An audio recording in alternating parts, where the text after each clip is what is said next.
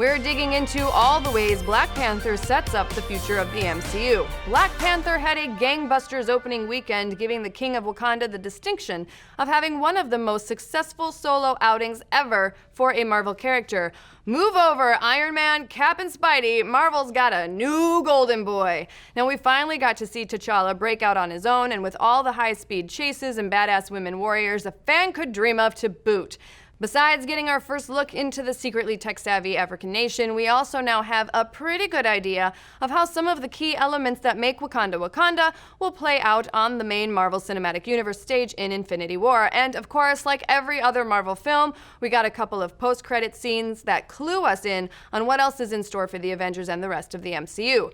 Now, judging from those sky-high box office numbers, we figure everyone and their mother saw Black Panther this weekend, but just in case you were frozen in a cryostasis chamber and still want to head into Wakanda unspoiled, then take this vibranium-laced spoiler warning with you on your way out, because based on the mid and post-credit scenes, we're digging out some details on how the MCU will move forward through Infinity War and beyond.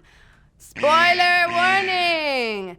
Now, before we break down those scenes, let's tackle the elephant in the room, the Soul Stone. While it may not have made an on-screen appearance in Black Panther, we're almost certain that what with the mystical properties of vibranium and the existence of a plane of consciousness where departed souls hang out, the Soul Stone could very much be behind the more mystical aspects of Wakandan spirituality. We've previously speculated that the Soul Stone may have hitched a ride on the vibranium meteor that crash-landed in Wakanda so many years ago, and we're still very much on board with that theory.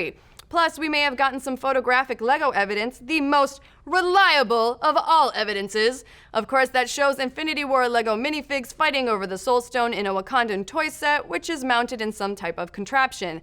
Now, is the contraption Wakandan made to protect and house the Soul Stone, or is it basically a carrying case for the children of Thanos to bring the stone back to dear old evil fake dad? We'll find out in May. Now back to those extra scenes at the tail end. In the mid-credits scene, we got a taste of what's to come as Wakanda enters the world stage and wows other nations with its insanely advanced technical prowess.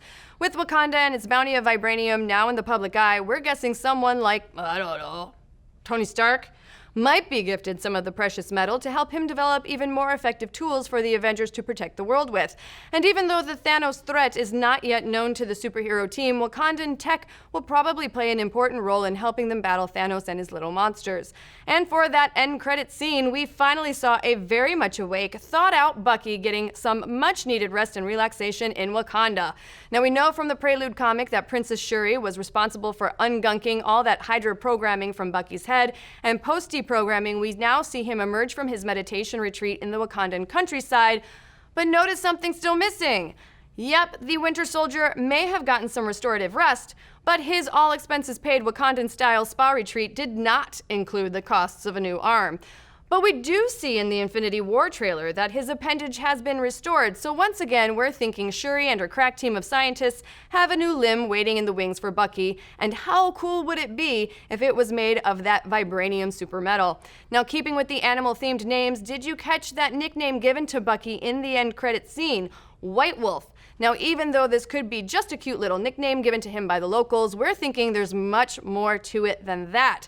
The name White Wolf comes straight from the Christopher Priest run of the Black Panther comics from the 90s and actually belongs to T'Challa's adoptive older brother and head of the Wakandan secret police, the Hatu Sarase.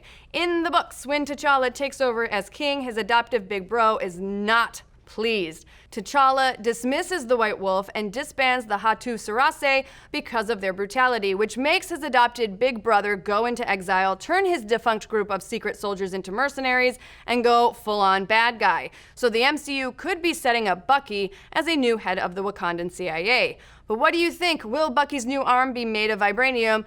And is there any way the Soul Stone is not in Wakanda? And how awesome was Black Panther? Let's discuss. Also, be sure to like and subscribe. And did you catch our latest show, Nerdist News What the Friday? It's our week in review show that breaks down everything that you need to know in the week of pop culture. If you didn't, you can watch the VOD right now over on Alpha.